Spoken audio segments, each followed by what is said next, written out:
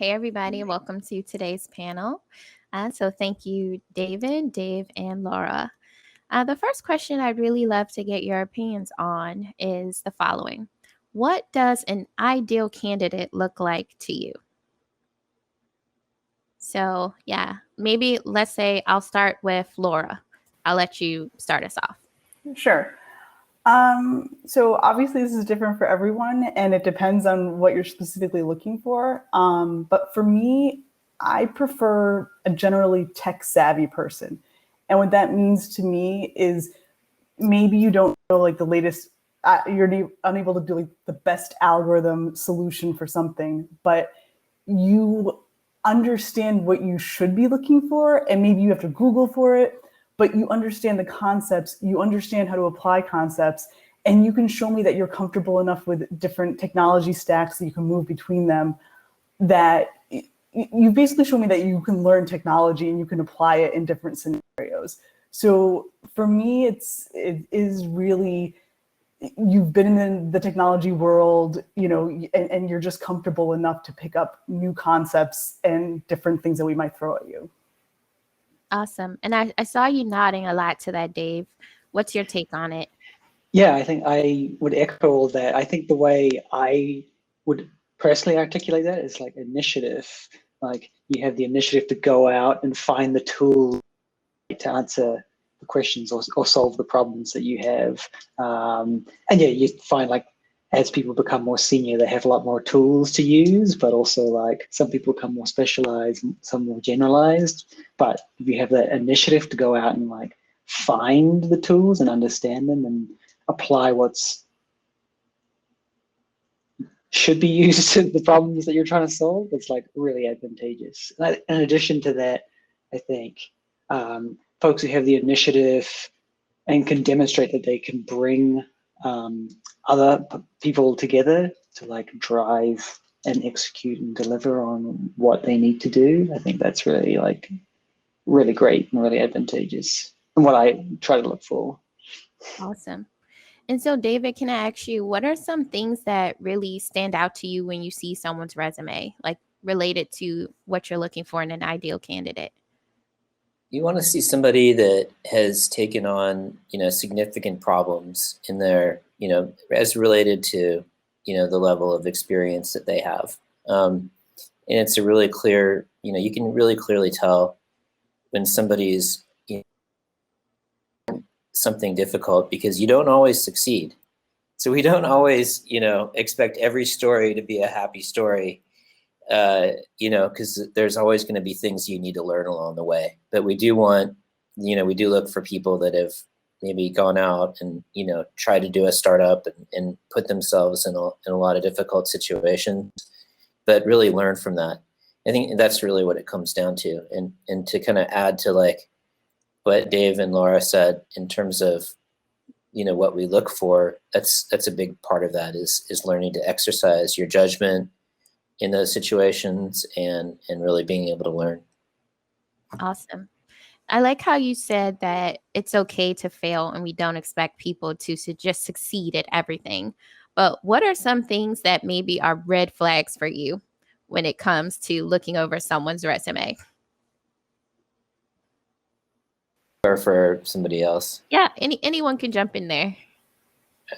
I have a kind of a stock answer, which is like, if there's a big gap in somebody's resume and they haven't really explained it, you just have questions about what happened. Some people just put like sabbatical or, off exploring or something, but, just answering that up front helps.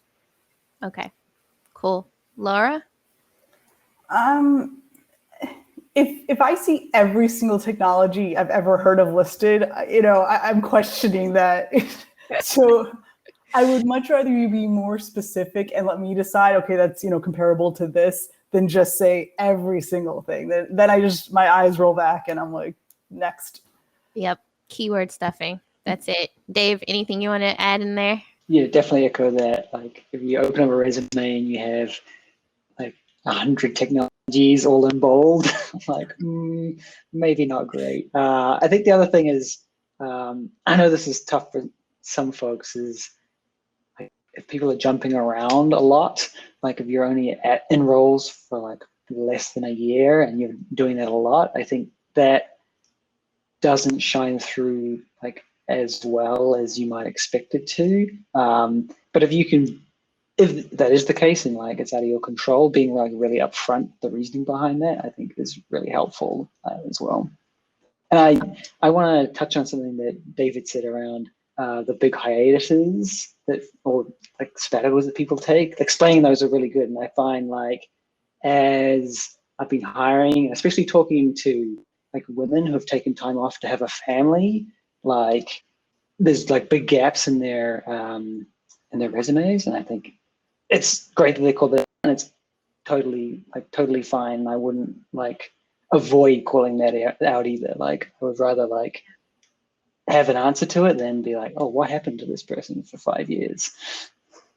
Right. That's great. Thank you. So besides the technical skills, we are at a soft skills summit. So how do you think the role of soft skills in tech have changed over time? And I'm going to first throw this question over to you, David. I don't see that they have.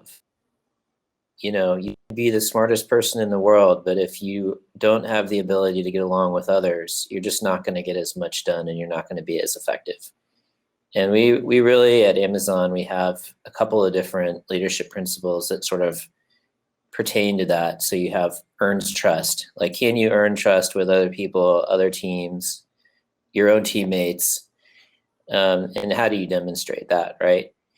And on the flip side, we have this have backbone thing.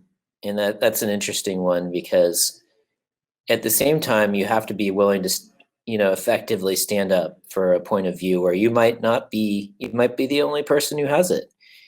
And the flip side is admitting you're wrong when more data comes your way. So I think there's different ways this sort of like soft skills can appear, and we do really look for those as part of the interview process. Awesome. Laura? So I totally agree with David. Like, yes, I do want someone that's trustworthy, honest and can admit their mistakes. But even extra on top of that, I do feel like, we keep having new positions grow out, like product management, technical project management. And with these new roles that the engineers are, interacting with, it's really helpful, communication skills, organizational skills, that they can work directly with these different roles and help these roles actually do better themselves. As an example, if you're a developer, you probably know the system the best, the limitations, what you might butt up against.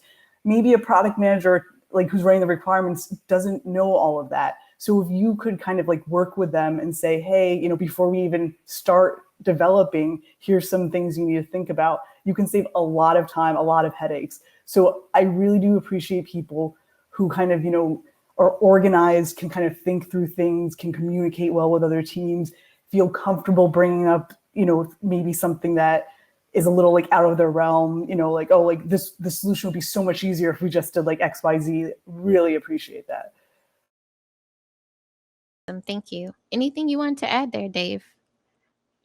Yeah, I totally echo all that. I think one thing that I try to emphasize with my teams and people who work with me is like those soft skills. Probably the hardest skill that all those skills that it encompasses, the hardest things you'll have to learn, much harder than most of the engineering problems you will come across, and probably more like have a greater impact on your career than I guess the like harder technical skills. But yeah, that's all. Yeah, I agree. I always tell people humans are the hardest part of my job. And I think that's always going to be the case in engineering. So let's switch gears just a little bit. We know like a lot of companies have been sort of pledging to do better on diversity and inclusion.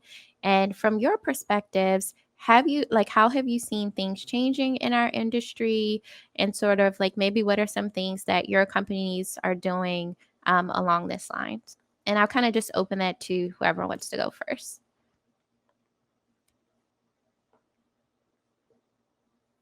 I can go if nobody else wants to jump in.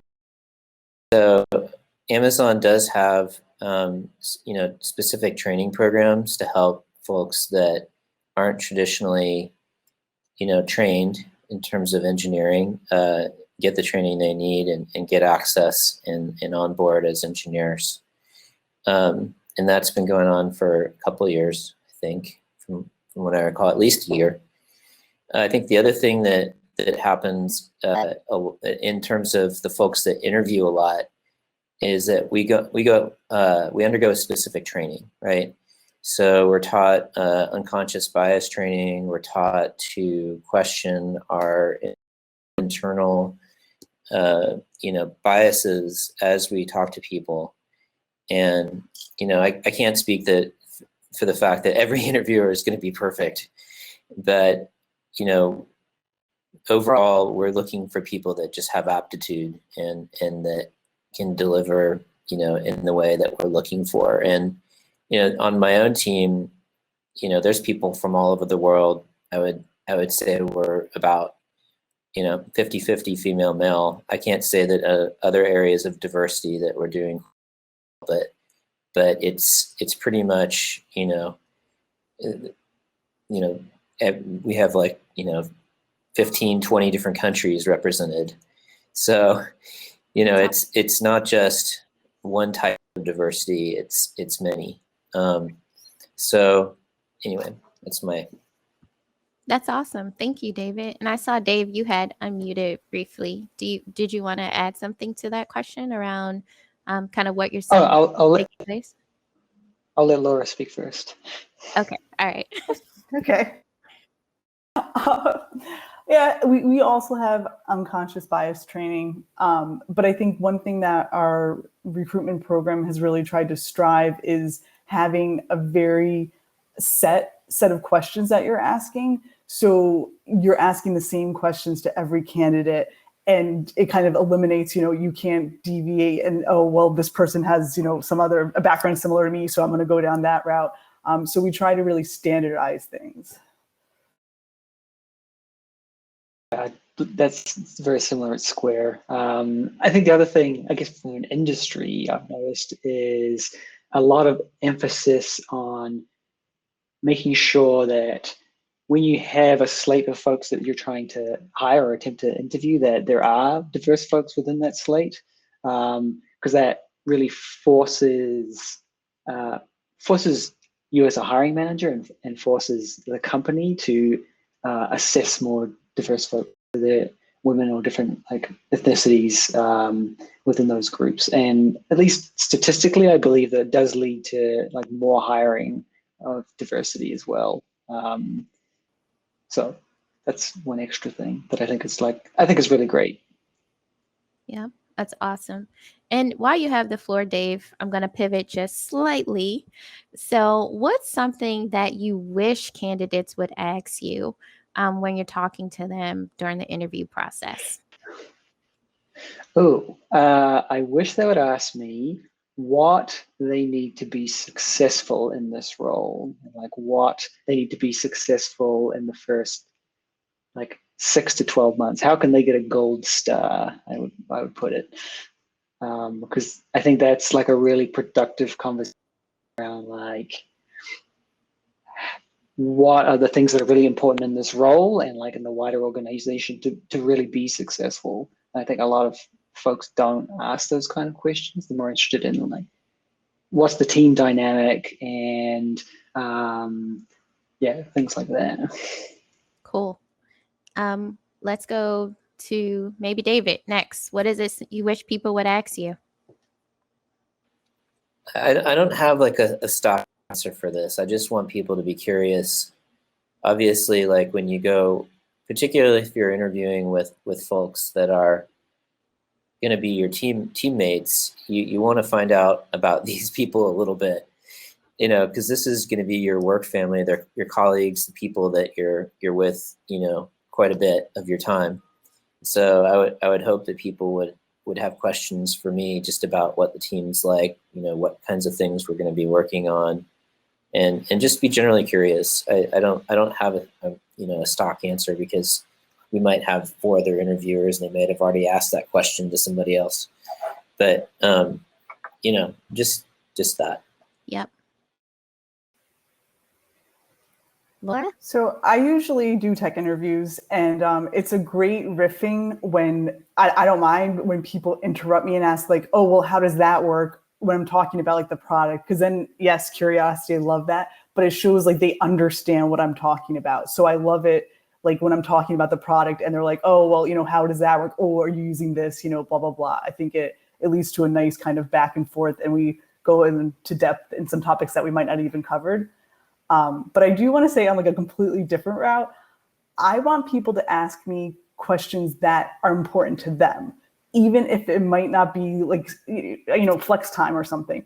If flex time is so important to you that you're going to be miserable at your job, I want you to ask that, because if you don't, because you think like, you know, it's going to sound bad, and then you come on board and it's not what you were expecting, but it's super important to you, you're going to be a bad teammate, because you're not going to be happy at the position. So if something isn't covered, but it's super important to you, you'll get another job. Like, you know, ask the question and make sure that like anything that is a need for you for the job, please ask. Yep, that's great. And here's a pro tip. One question I always love to ask if I'm interviewing is, what is it that would make you not recommend me for the job? So I like to ask people that, because sometimes they might have an assumption about something that's not accurate, or they think I don't have experience in the area and I do. So if you're interviewing, try to find out, like, maybe why wouldn't they recommend you for the position? So that's one thing that I'll just throw it out there. Pro tip that I found really helps me kind of shut down some misconceptions that people may have when I'm interviewing. All right, so let's move on to the next thing. We talked a little bit about like having stability in teams, and how like stability in teams is really important to us, especially as engineering leaders. So is that something you actually screen for? I know Dave mentioned it a little bit, but like, how could you tell if someone is not gonna stick around?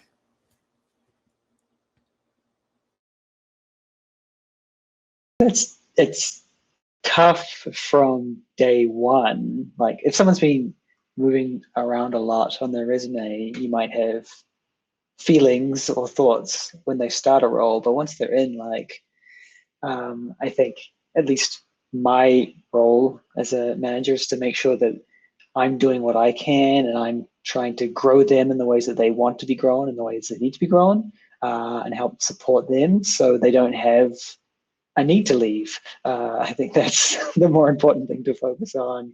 Yeah, if you go on like assuming that someone's going to leave, like you put yourself on the back foot. If you go with like best intentions, like I'm going to try and grow this person and keep them around and retain them for as long as I can, then like that generally plays out pretty well, I think. I agree with that. I mean, I normally don't screen for stability because, you know, yeah, yes, I guess if they switched 3 months every job and, you know, they weren't a consultant, I might be like, you know, what's going on here? But like, you know, even just a year at a bunch of jobs, I feel like that's kind of normal. And yeah, I would just hope that I can make it a better place. I can get 2 years out of them, or, you know, whatever. But yeah. Even like statistically, people are changing jobs like every 2-ish years, maybe less. So like if like you as coming into a team, like the expectation is like ideally you'd would stick around for 2-ish years, and as a manager you would expect people to stick around for like 2-ish years. So anything more than that is like, it's golden, that's great. I think the nature of work these days is that it tends to be more project-based, right? And there's a number of reasons why somebody might be transitioning, you know, relatively quickly. For example, maybe the project that they set out to do is accomplished, or, you know, they were ready for the next challenge, or maybe they just wanted to learn something new. but if they're consistently talking about how bad their managers were, or like there's other red flags, where like every single time there was like some sort of conflict that led to the, eventual departure, then we might be a little more worried. So, I think we've all encountered that maybe once or twice. So, those are just concerns that you might have. And I just wanted to use this to talk about one thing that relates to Amazon, which is the mobility that you have between teams. So Amazon is very large, as people know. It feels like a small company when you're in a group, but you can, we're doing everything from delivery robots to, retail. So if you get bored, which can happen from time to time, there's probably somebody somewhere doing something that you're interested in. And so we do have, a rotation that can happen from time to time where people are just like, okay, well, I'm ready to do something new. And I think that's pretty normal. So, the hard ones are when you bring somebody in for 6 months, train them up, and then, and they're like, okay. Thanks. But that's just part of the game, I guess. Right. Okay. Dave? Yeah, Square are very similar in that sense, where there's like a really great internal transfer culture, and even people like changing roles, like engineering managers becoming Android engineers and whatnot. It's pretty awesome to see. You see people who have been around for 5+ years and they've been through like a couple of teams. Like whenever they get bored, like David said, they just go find a new team that is exciting for a while, and I think that's really awesome. And it also keeps folks like within a company and like makes the company stronger for them. Yep. I'm actually a product of that at Peloton. I started as an Android engineer, went to full stack, and now I'm a manager. So yes, I've definitely changed teams a few times. Oh, that's awesome. Okay, perfect example of how folks will transfer within an organization. So switching gears again, a lot of developers feel like, man, this job market is so tough. I can't ever get noticed. What am I doing wrong? Whereas sometimes as a hiring manager or recruiter, you feel like, well, where are all the developers at? What's happening? What do you think? How can engineers really sort of stand up and rise above the noise?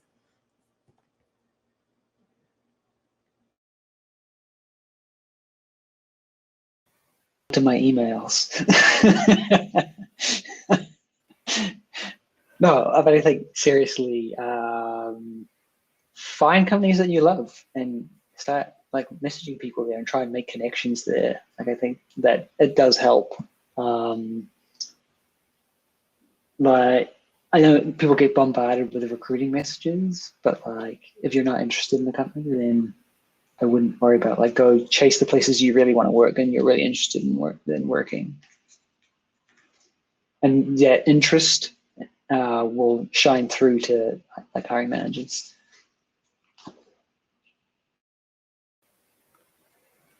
As someone who has experienced, both sides of like the recruiting / dealing with recruiters trying to hire someone, I know I said don't put every buzzword on your resume, but sometimes it really is a matching game. So do not put every buzzword on your resume, but please, do keep your LinkedIn up to date, because literally I see the searches that my recruiters are running and it's like Android, New York, 5 years experience, so you just have to hit, and like, for me, maybe it's like IoT, like you just have to hit like 5 keywords and, you're in there.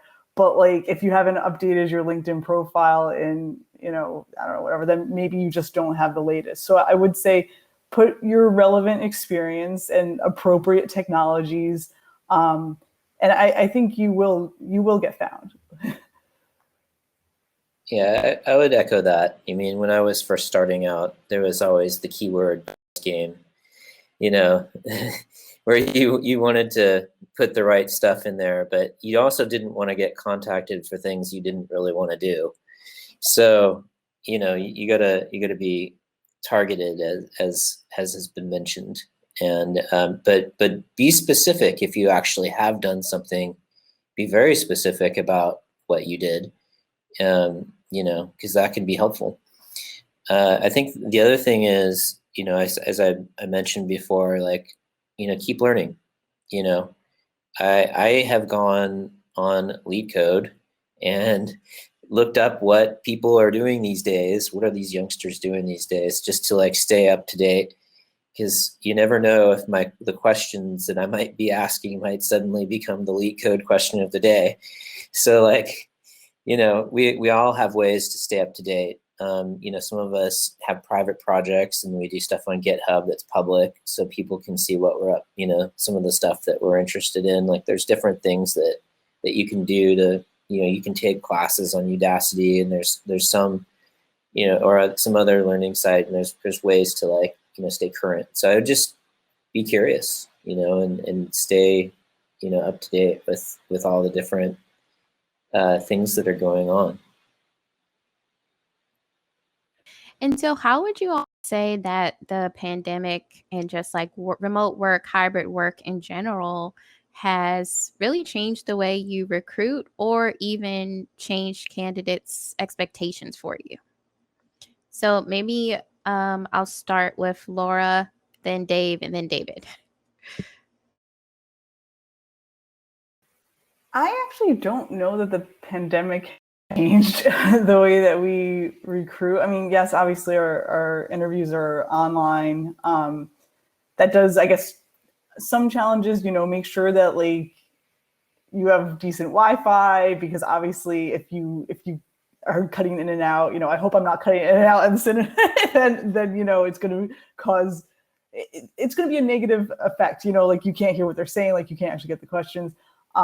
So yeah, I mean, just make sure, you know, you're in a good place, it's quiet, because yes, not having the in-person dynamic and removing all those barriers could present some potential issues that wouldn't have happened in person. But otherwise, you know, we're going to be going back into the office. So eventually we'll be there in person.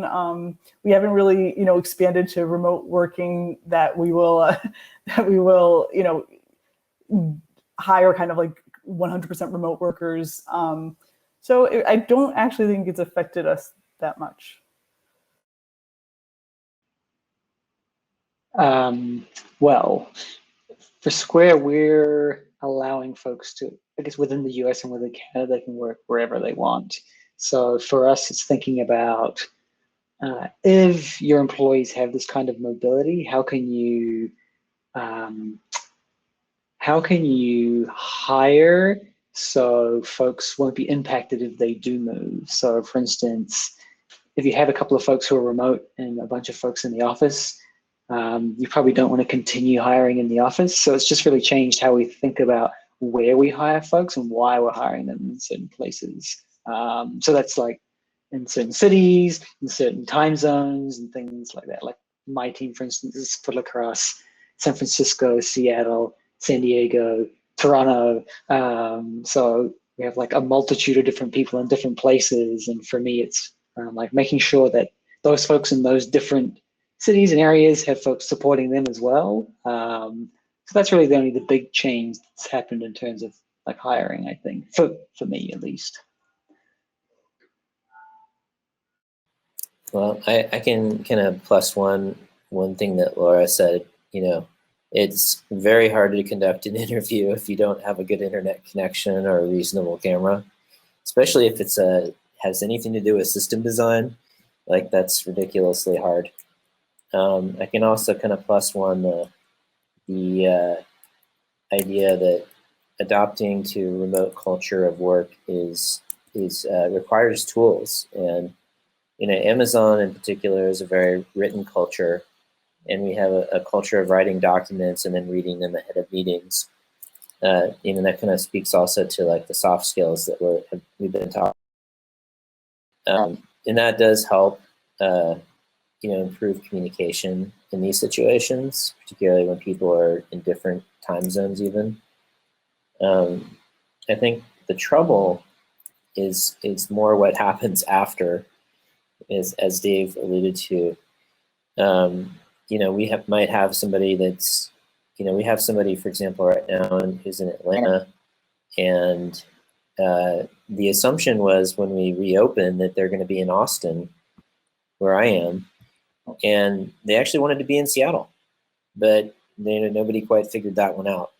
But I think that's just par for the course in this day and age. And it is helpful to have be shoulder to shoulder with people sometimes. When you're in critical phases of a project. But there's also something to be said for the productivity you can get, assuming that you have a nice quiet spot to work at home. We try to allow for both. Yep, gotcha. So I'm going to take some questions from the audience at this point. And the first question that I see is, where do you look for candidates? So where do you actually look for them? I look on LinkedIn. As a hiring manager, LinkedIn has really great tools to find folks on there, and really great ways of managing candidates. So it's a really great resource for finding folks. So you're listed your skills and your experience on there, which I know lots of people probably experience on LinkedIn. They get a lot of messages. It's kind of a double-edged sword, but it is really helpful for finding folks.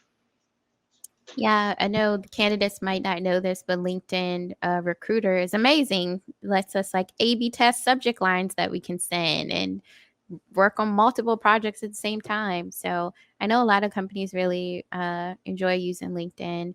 What about you, Laura or David? +1 for LinkedIn.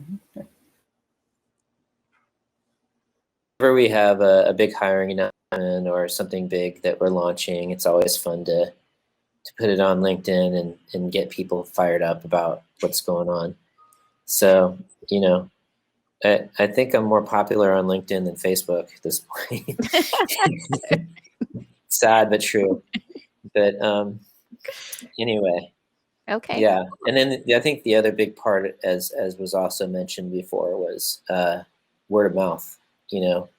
I would say about half the folks that are successful were friends of friends, or they already kind of knew what they were getting themselves into before they showed up.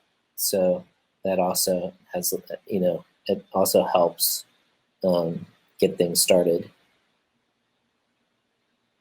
Yeah, I find one other area that has been really great is with different diversity groups.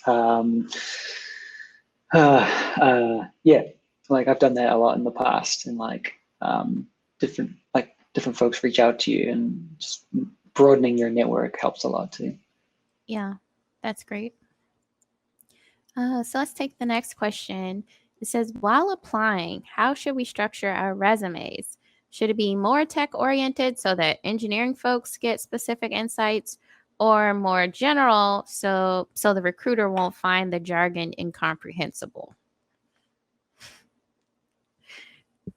Thoughts? I think that you don't need to put everything in there, because I think just enough to get people interested. You need to be focused, as I mentioned, about the keywords that you really care about. And but on the flip side, a nice heading that explains what you're looking for carries a lot. I've seen some people even just read and reread that line because they just get stuck on a really good tagline that somebody's written up. So yeah. Yeah, I agree. Keywords, very easy to see kind of your jobs, the years you were there. So just a brief glance, you can quickly follow through what's going on. Anything that's a filler word, spent time deploying, but I read through and I'm like, what did you actually do? So yeah, I would prefer just bullets of this is a project I worked on. This is specifically technologies I worked on. And I think that's when we talk to recruiters, that's what we say. I give a list of these are the top 5 skills, bonus skills are XYZ, and so it is kind of a keyword matching in that case. But if you write on your resume what you actually did in the correct technical terms, then it should be a match. Yeah, I'd say all of that, and metrics as well. If you have any metrics to what was the outcome of what you worked on, like I increased sales by this much, or I reduced latency by this much, or whatever it was, like that. Those are really handy as well. And consistent formatting across your resume is really nice too. It's nothing like just like irks you after going through 20 or 30 resumes, like weird formatting. As long as it just needs to be simple and clear, but it doesn't need to be fancy. That's awesome. And actually, I think that directly connects to our next question, which is what are some common reasons why you would reject a resume? Everyone hears 10 seconds, quick review for a pass or fail. So, what are some things you would see and you're like, fail, fail, fail, fail, or pass? Glib. So, if they're a mobile developer and all they do is work on Spark jobs, then obviously, nope, not right one, right? Yep, that's a good one. So, applying for a job that you don't actually have any of the skills. Okay, so that's number one. Next.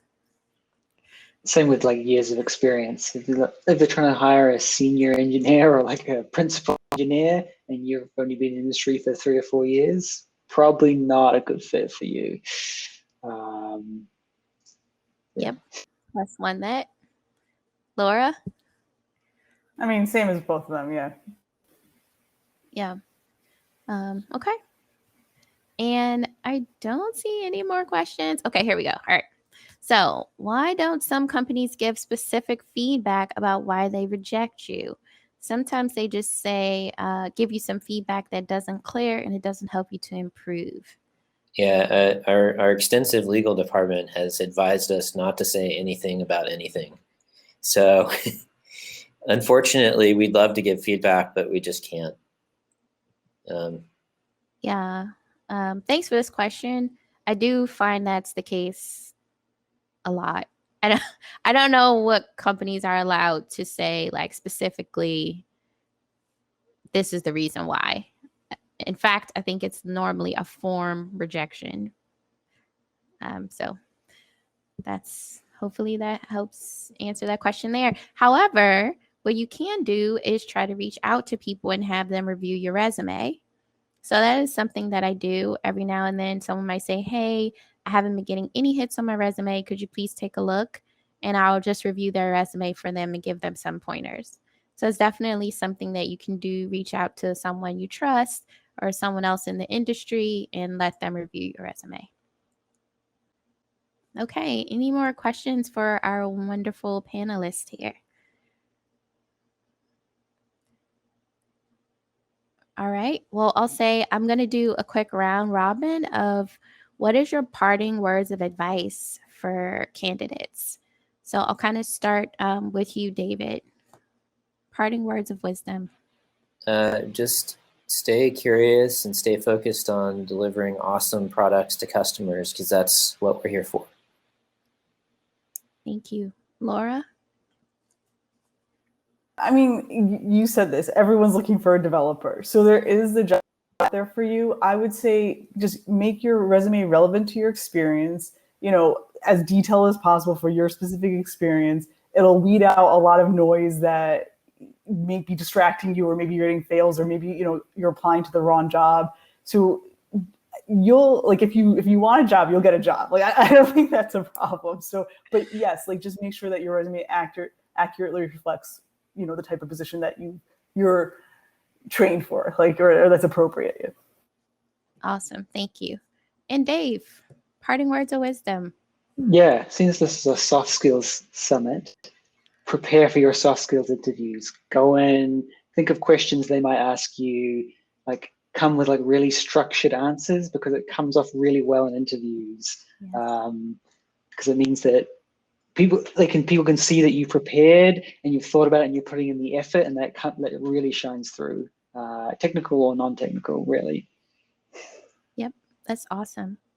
Okay, folks, thank you so much for your time today. Thank you, everyone who attended. If you have additional questions, please just leave them for the panelists in the chat.